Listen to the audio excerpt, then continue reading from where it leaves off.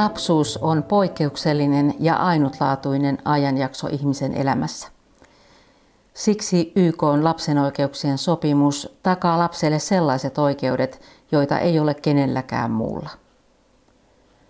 Lapsen oikeuksien sopimus tuli Suomessa voimaan vuonna 1991. Se koskee kaikkia alle 18-vuotiaita. Suomessa lapsen oikeuksien sopimus on viety lainsäädäntöön, joten se on voimassa lain tasoisena. Lapsiin ja nuoriin kohdistuvat päätökset tehdään suurimmaksi osaksi kunnissa viranhaltijoiden, valiokuntien, valtuuston ja kaupunginhallituksen toimesta. Siksi kuntien päätöksentekijät ovat avainasemassa, kun puhutaan lapsen oikeuksien toteutumisesta kunnissa. Lapsen oikeuksien sopimus korostaa lapsen ja nuoren toimijuutta. Lapsi ja nuori ei ole vain aikuisten toiminnan kohde, vaan hänellä on aito oikeus osallistua kaupungin toimintaan ja tulla myös kuulluksi jokaisella toimialalla itseään koskevissa asioissa. Lapsen oikeuksien sopimus perustuu 4 yleisperiaatteelle. Ensimmäinen periaate on yhdenvertaisuus. Kaupunki voi huolehtia siitä, että mahdollisimman moni lapsi seisoo samalla viivalla. Ketään ei saa syrjiä tai kiusata millään perusteella. Kiusaaminen saa loppua, jos kertoo kaverille. Kiusaaja kiusaa, koska se ei osaa käyttäytyä. Jos kukaan ei kiusaa, niin kaikilla on kivempaa. Toinen periaate on lapsen etu. Kun lapsia ja nuoria koskevia päätöksiä tehdään, tulee aina miettiä, kuinka päätökset vaikuttavat lapsiin. Aikuisten tulee hakea sellaisia ratkaisuja, jotka ovat lasten parhaaksi. Lapsen etu on aina päätöksiä tehtäessä otettava huomioon. Lapsivaikutusten arviointi on yksi hyvä menetelmä, joka antaa päätöksentekijöille ennakkotietoa suunnitellun muutoksen vaikutuksista ja toimii päätöksenteon pohjana. Kasvatus- ja koulutuspalveluissa lapsivaikutusten arviointi otettiin käyttöön, kun palveluverkkoa uudistettiin. Nimeni on Suvi Takkinen ja toimin Haminan kaupungin kasvatus- ja koulutuspalveluissa kasvatus- ja koulutusjohtajana. Lapsivaikutusten arviointi on otettu osaksi Haminan kaupungin varhaiskasvatuksen ja perusopetuksen päätöksentekoa vuonna 2023. Ensimmäiset kattavat lapsivaikutusten arvioinnit tehtiin, kun toteutettiin ensimmäisiä uuden palveluverkkoselvityksen mukaisia toimenpiteitä syksyllä 2023.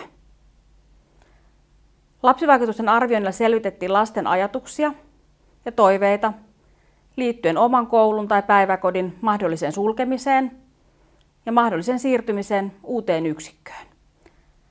Lasten ajatuksia kartoitettiin tapaamalla lapsiryhmiä ja kuulemalla lapsia lapsen ikätaso huomioiden. Pieniä lapsia sadutettiin ja isommille esitettiin ihan kysymyksiä. Myös huoltajia kuultiin osana tätä prosessia. Lapsivaikutusten arvioinnin toteuttamiseen haettiin mallia arviointia jo toteuttaneista kunnista, Mannerheimin lastensuojeluliiton ja UNICEFin ohjeistuksista. Lapsivaikutusten arvioinnissa hyödynsimme myös kouluterveyskyselyn tuloksia. Itse lapsivaikutusten arvioinnissa kyselyillä ja kartoituksilla saadut tiedot analysoitiin ja kirjoitettiin raportin muotoon. Raportti oli mukana, kun tehtiin päätöksiä palveluverkkoon liittyen.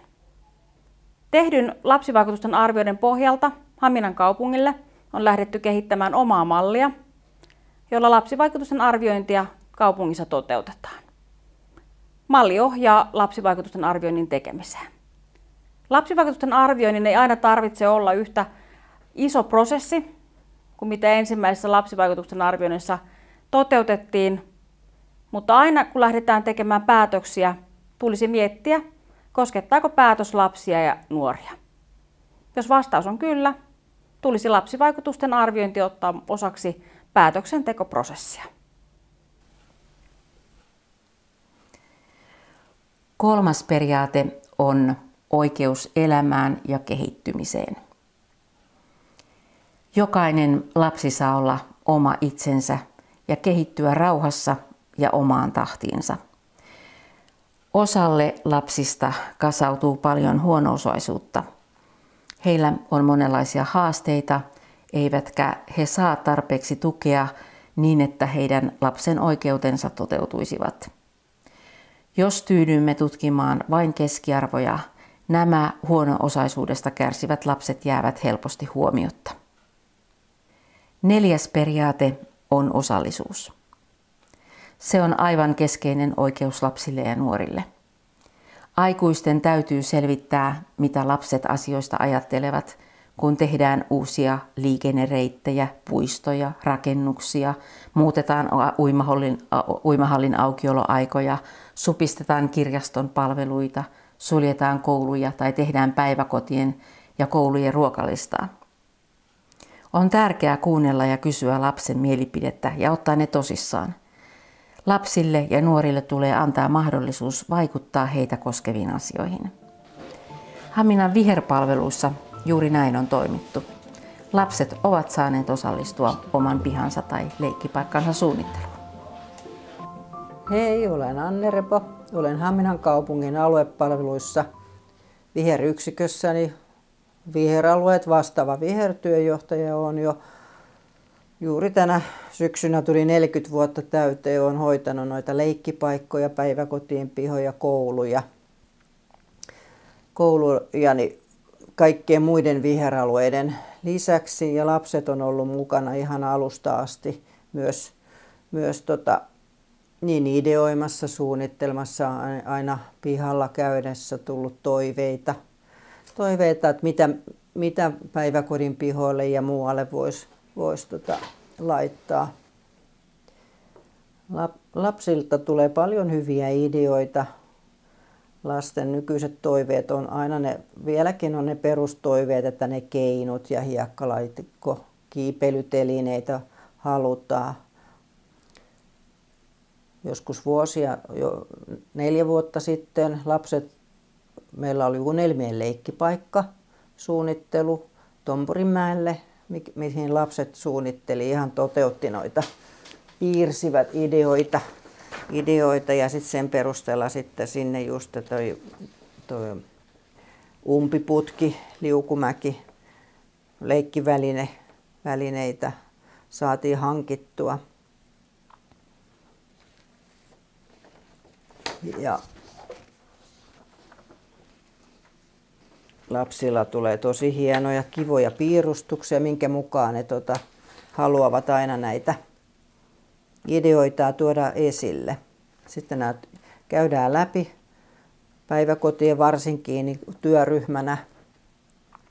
Lapset on suunnitellut siellä, mutta päiväkotihenkilöstön kanssa käydään sitten läpi ne ideat ja niistä sitten valitaan ne, mitkä on toteuttamiskelpoisia, mitkä pystytään toteuttamaan aina niin kuin sillä niin kuin sen hankkeen puitteissa.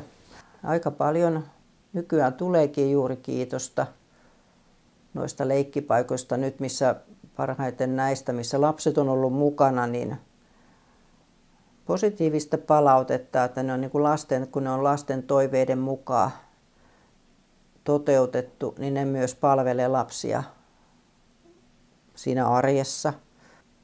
Hamina on hyvä paikka lapsilla asua ja viihtyä. Haminassa lapsen oikeuksia on edistetty UNICEFin lapsiystävällinen kunta kehittämismallin mukaisesti. Lapsille ja nuorille lapsiystävällinen kunta on sellainen kunta, jossa lapsen oikeudet toteutuvat. Se näyttäytyy lapselle turvallisena ja lapsimyönteisenä paikkana, jossa heidät huomioidaan. Moi! Me ollaan Haminan Nuva ja tänään me kerrotaan teille lapsiystävällisestä kunnasta. Lasten ja nuorten oikeuksia voidaan toteuttaa ja edistää kunnissa monella tavalla. Tärkeää on, että lapsia kohdataan ja kohdellaan arvostavasti ja heitä kuullaan. Lapsen ja nuoren näkökulmasta lapsiystävällinen kunta tarkoittaa sitä, että jokainen lapsi saa harrastaa ja tuntea olonsa arvokkaaksi. Lapset saa äänensä kuuluviin ja heidät huomioidaan päätösten teossa. Mulla on paljon kavereita ja saa liikkua vapaasti ilman melkoa kiusaamista. Ja meidän Nuva kiittää ja kuittaa.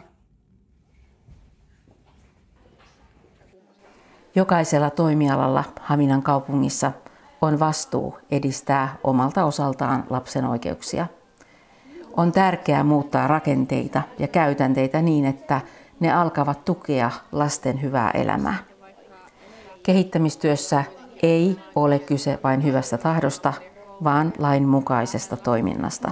Koska esimerkiksi Helsingissä niin se on vähän eri. Siellä on paljon enemmän ihmisiä ja siellä on paljon enemmän tosi erilaisia ihmisiä. Ja sitten se liikenne on vähän erilainen. Niin, siellä on paljon enemmän autoja ja... No aletaan vähän vaikka turvallisuutta.